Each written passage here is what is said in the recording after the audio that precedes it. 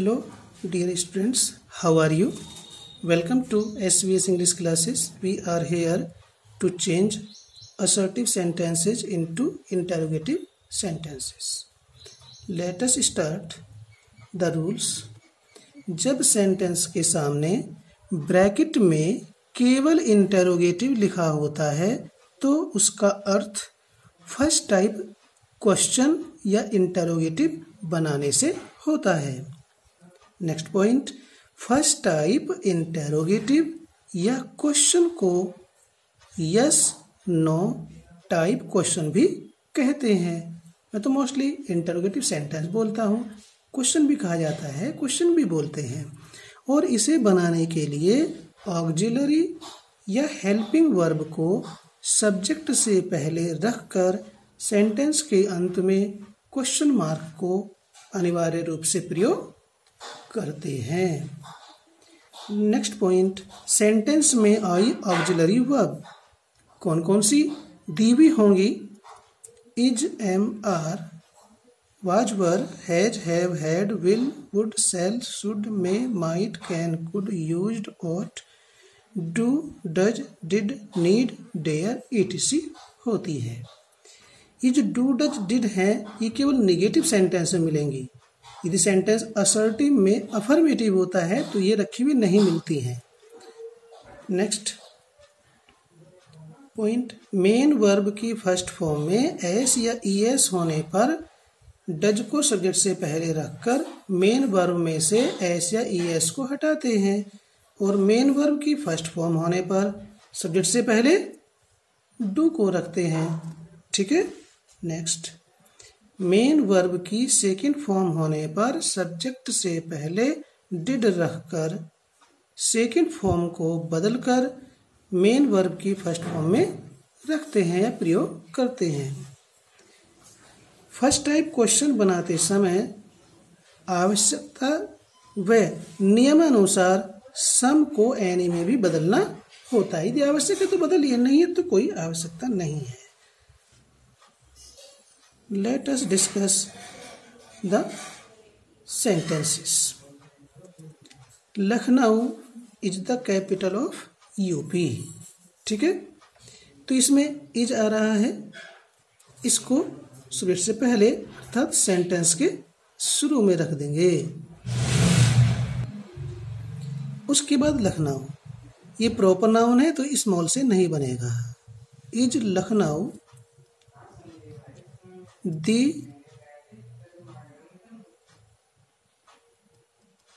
Capital of UP.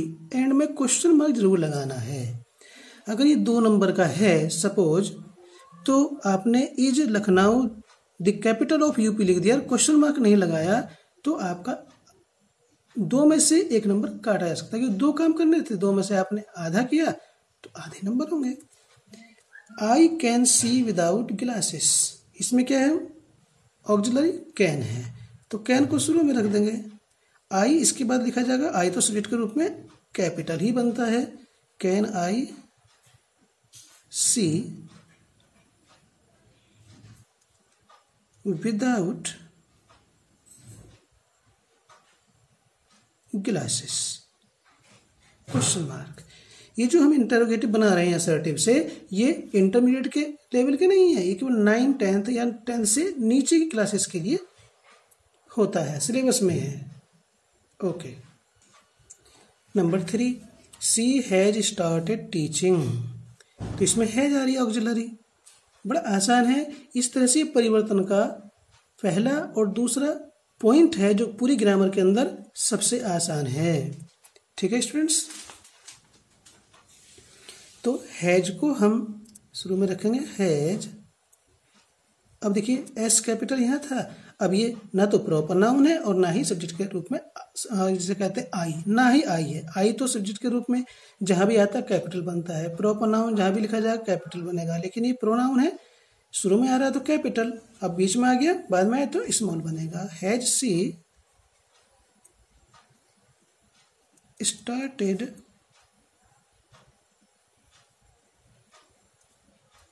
Teaching question mark. अब जो यहाँ टीचिंग है ये यहाँ नाउन के रूप में है। ये आईएनजी फॉर्म नहीं है, देखने में तो आईएनजी लग रही है लेकिन ये जीरंड है, नाउन के रूप में है। सी ने क्या स्टार्ट किया है? टीचिंग। पढ़ा रहा नहीं है, पढ़ते हुए नहीं, पढ़ाना। तो ये जीरंड है, जीरंड नाउन होता है और यहाँ ऑब्जेक्ट के रूप में रखा हुआ है। सी विल राइट टू मी सून। इसमें विल है ऑक्सिलरी, शुरू में रख देंगे। विल यहाँ कैपिटल है, यहाँ स्मॉल बनेगा। Write to me soon. You have gone somewhere. तो क्या होगा? इसे बाहर लेकर आएंगे ऑक्सिलरी को। हैव, ये यू कैपिटल है, यहाँ पर स्मॉल बन जाएगा। Have you gone. ये सम आ रहा है, इसको हम एनी कर देंगे। Question mark. He gets his salary regularly. Gets आ रहा है, फर्स्ट फॉर्म में एस लगा हुआ है, तो ये प्रेजेंट इंडेफिनिट टेंस का है। और प्रेजेंट इंडेफिनिट टेंस में ऑक्सिलरी वर्ब डू डज होती हैं। गेट्स है तो डज आएगा, सिंगुलर नंबर है तो डज को रखेंगे शुरू में, तभी फर्स्ट टाइप इंटरोगेटिव बनेगा।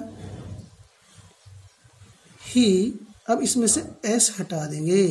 Does he get his salary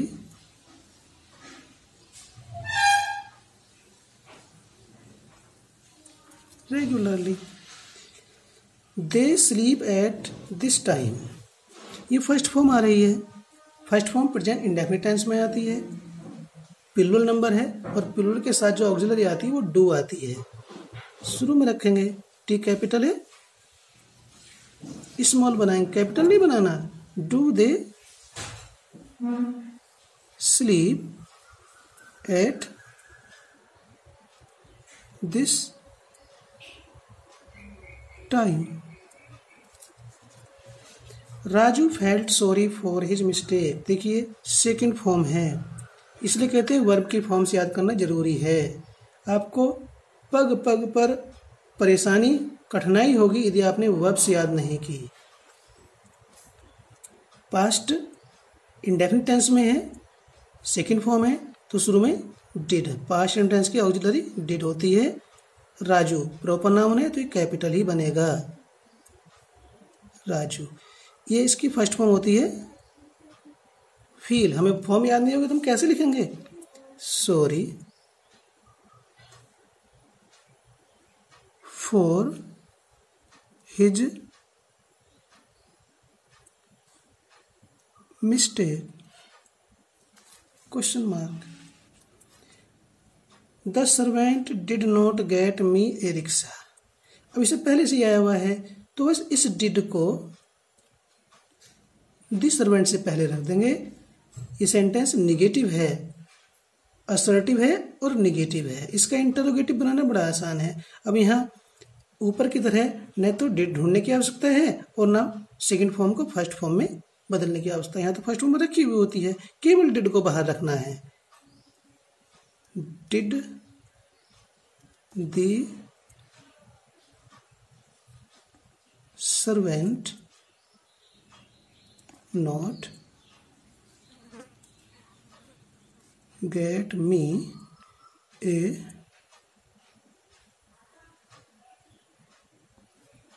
rickshaw? Question mark. He does not play cricket. Does not आ रहा है, डज को बाहर रखेंगे। डज ही, एच स्मॉल बनेगा। Not play cricket? Question mark. Question mark लगाना नहीं भूलना है। The students do not learn their lesson. Do not आ रहा है तो बस डू को बाहर रखना है। Do the students not learn their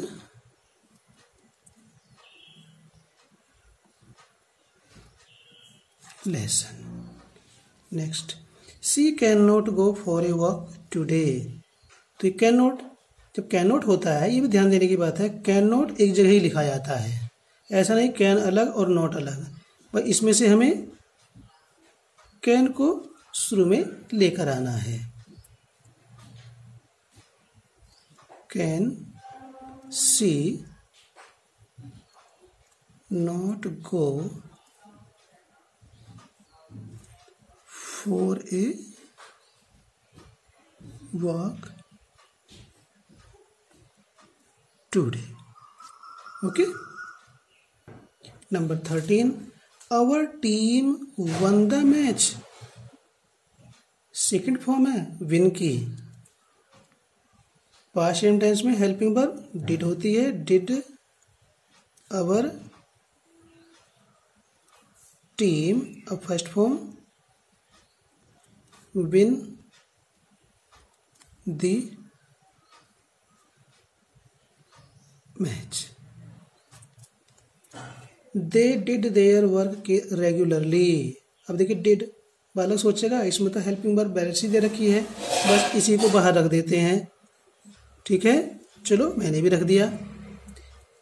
इसको हेल्पिंग वर्ब नहीं मान रहा, मानना है, ये तो मेन वर्ब है। यदि हेल्पिंग वर्ब होता तो इसके साथ में नोट आता और नोट के बाद में कोई मेन वर्ब दी हुई होती, वो है नहीं, तो ये मेन वर्ब है, हेल्पिंग वर्ब नहीं है। तो डिड पास्ट इंडेफिनिट टेंस में है और पास्ट इंडेफिनिट टेंस में ऑक्सिलरी वर्ब डिड होती है, तो डिड हमने शुरू में रखा, डिड दे। अब इसे हम फर्स्ट फॉर्म में चेंज करेंगे, डू होती है first form, their work regularly. ठीक है, हम जितना स्टडी करेंगे, लर्न करेंगे, बार बार करेंगे, सेल्फ स्टडी होगी, उतना ही हमें समझ में आने वाला है। एक बार दो बार के पढ़ने से समझ में तो आएगा, लेकिन आप कुछ कर सकेंगे ये आपकी बुद्धि लब्धि पर निर्भर करता है। एक बालक 10 बार याद करता है तब याद होता है, एक बालक 3 बार में याद कर लेता है, एक बालक 2 बार में याद कर लेता है। तो 10 बार में याद करने वाला बालक 2 बार में याद करने वाले बालक की कैसे हिरस कर सकता है? नहीं कर सकता ना। He invited us to dinner, second form आ रही है। देखिए, वर्ब की फॉर्म्स याद करने से हमें टेंस को पहचानने में सबसे ज़्यादा सुविधा होती है, और ग्रामर में टेंस को पहचानना ही मेन बात होती है। सेकेंड फॉर्म है, शुरू में पास्ट टेंस में डिड आएगा, did he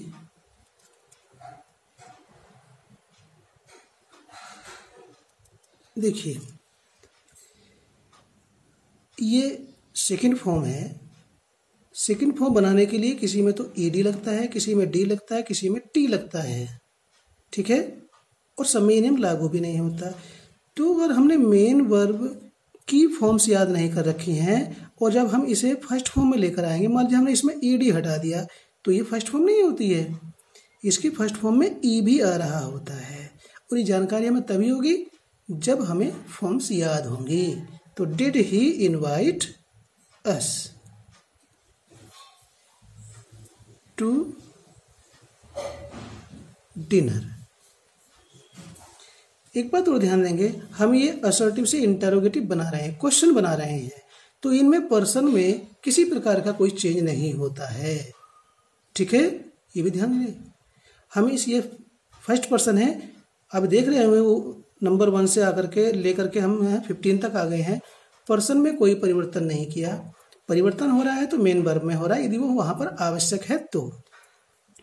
this boy was bitten by a snake, ये इस प्रकार का सेंटेंस हमारा पैसिव वॉइस में भी हो सकता है। तो इसमें ऑक्सिलरी क्या है? वाज। वाज दिस बॉय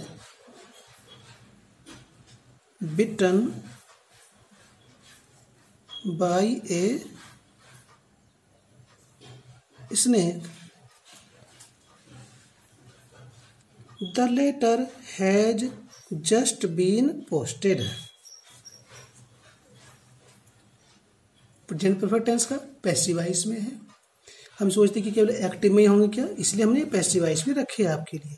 आपकी आवश्यकता के अनुसार आपकी अधिक से अधिक प्रॉब्लम्स, अधिक से अधिक कन्फ्यूजन रिमूव हो, इसके लिए इतने सारे सेंटेंसेस हमने आपको एक्सप्लेन करने का डिसीजन लिया है in every exercise, in every point, every topic. The letter has just been posted, तो इस हैज को और बाहर ले आएंगे। Has the letter just been posted, question mark. She does the homework regularly, does आ रहा है तो ये हेल्पिंग वर्ब नहीं है, वह गृह कार्य प्रतिदिन या नियमित रूप से करती है, तो मेन वर्ब है। इंटरोगेटिव बनाने के लिए डज लेकर आएंगे, प्रेजेंट टेंस का है। सी, इसमें से ईएस को हटा देंगे, बचता क्या है, do. The home work,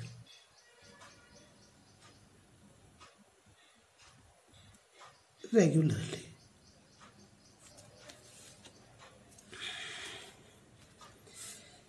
they do their work in time, ये प्रेजेंट इंडेफिनिट टेंस में है। तो प्रेजेंट इंडेफिनिट टेंस में डू डज हेल्पिंग वर्ब होती हैं, प्लूरल नंबर है, यहाँ फर्स्ट फॉर्म रखी हुई है तो शुरू में डू आएगा।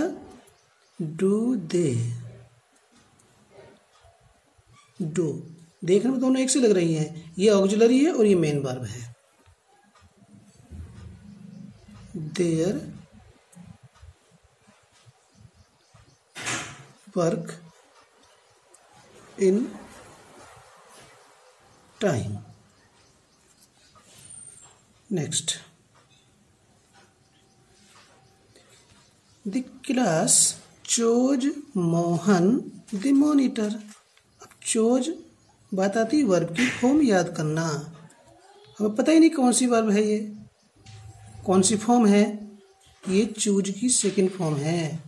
पास्ट इंडेफिनिट टेंस में सेकंड फॉर्म आती है, तो हेल्पिंग वर्ब होगी हमारी डिड। डिड दी क्लास, ठीक है। और इसकी फर्स्ट फॉर्म क्या होती है हमें मालूम नहीं है, वो तो कैसे लिखेंगे, कैसे बनेगा interrogative. Did the class choose Mohan the monitor. Question mark लगाना हमें नहीं भूलना है। आपको वीडियो में जितना बताया जाता है उसके अनुसार यदि आपने कार्य कर लिया, I hope you will get it surely, आपको ये निश्चित रूप से समझ में आएगा। केवल आपको बार बार स्टडी करना और रूल्स को लर्न करना। यदि रूल्स हमें याद नहीं है, वर्ब की फॉर्म्स हमें याद नहीं है, तो हमारे लिए ग्रामर, ट्रांसलेशन अर्थात कोई भी काम करना, क्योंकि हम इंग्लिश मीडियम के नहीं हैं, हिंदी मीडियम के हैं। और ध्यान दें, वर्ड मीनिंग तो हिंदी में भी याद करने पड़ते हैं, ये तो अंग्रेजी है, इसमें तो हमें याद करना ही पड़ेगा। तो learning work is must. Learning work के बिना हमारा कार्य आसान नहीं हो सकता है। जो बालक, जो स्टूडेंट्स लर्निंग वर्क नहीं करते हैं, उनकी समस्याएं पढ़ाई से संबंधित कभी भी हल नहीं होती हैं, क्योंकि सब कुछ समझा नहीं जाता और सब कुछ रटा नहीं जाता। बहुत कुछ समझा जाता है और बहुत कुछ रटा भी जाता है। Okay, thanks.